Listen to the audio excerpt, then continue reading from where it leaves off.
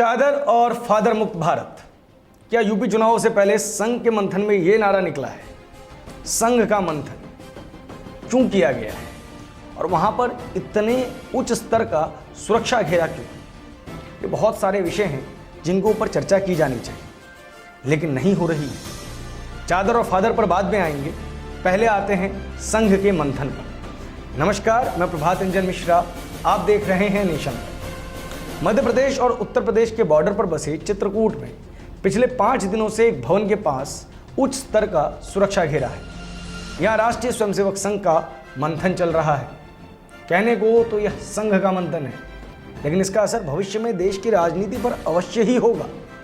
इस मंथन की गोपनीयता का अंदाजा आप इस बात से लगा सकते हैं कि जब यहाँ मीडिया की कई टीमें पहुंची तो मंथन भवन से 3 किलोमीटर दूर से पुलिस बैरिकेडिंग और अफसरों ने उन्हें रोक लिया। अफसर बार बार बस यही कहते रहे कि यहाँ कुछ नहीं मिलेगा, लौट जाइए। मंथन में किस विषय पर चर्चा हो रही है इसका पता किसी को भी नहीं है।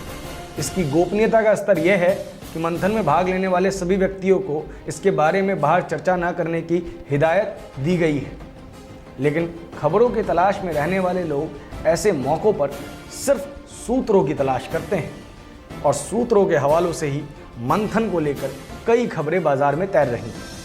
खबरों के अनुसार उत्तर प्रदेश में अगले साल होने वाले विधानसभा चुनाव और राम जन्मभूमि विवाद का मुद्दा मंथन में छाया रहा। केंद्र और राज्य सरकारों के लिए कई कानून और नीतियों के सुझावों को लेकर भी मंथन हुआ। भास्कर में प्रकाशित खबर के अनुसार धर्म परिवर्तन को लेकर भी एक नारा सामने आया है, चादर और फादर मुक्त भारत।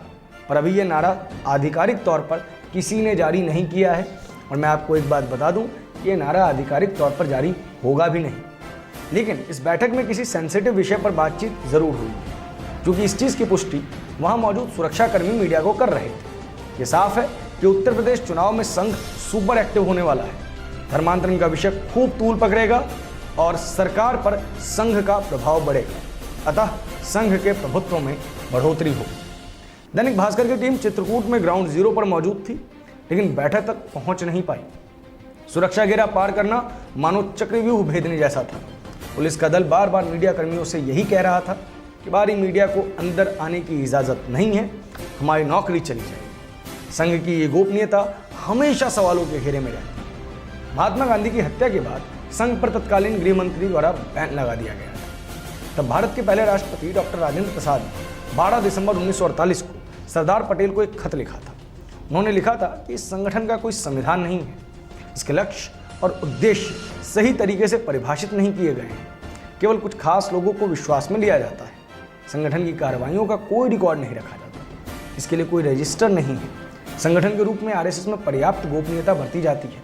तकनीकी रूप से यह साबित करना मुश्किल है कि गोडसे आरएसएस का सदस्य है, लेकिन सरकार को यह बताना चाहिए कि अगर गोडसे और संघ के बीच संबंध के तार नहीं मिले तो फिर संगठन पर बैन क्यों लगा। राजेंद्र प्रसाद द्वारा कही गई बातें आज भी इतनी ही तटस्थ है जितनी उस वक्त थी। आखिर संघ की बैठकें इतनी गोपनीय क्यों होती हैं? और सवाल ये भी है कि आखिर संघ की बैठकों को इतना कड़ा सुरक्षा घेरा क्यों दिया जाता है? मीडिया इस बैठक में सिर्फ खाली हाथ है। सूचनाओं का स्रोत सिर्फ सूत्र रह गए हैं और वही सूत्र यह बताते हैं कि राम जन्मभूमि मंदिर की खरीद में हुए विवाद पर संघ नाखुश है। संघ ने चंपत राय से सवाल जवाब किए हैं और संघ जवाबों से असंतुष्ट भी है, लेकिन चंपत राय की जिम्मेदारियों में कोई कमी नहीं आ रही। धर्मांतरण के ऊपर कानून आने वाले समय में चर्चा का विषय बनेंगे और चित्रकूट ही इसकी रूपरेखा तय कर रहा है। इस खबर पर आपकी क्या प्रतिक्रिया है, कमेंट बॉक्स में जरूर बताएं। देश और दुनिया की सभी बड़ी खबरों के लिए हमारे साथ बने रहें। धन्यवाद।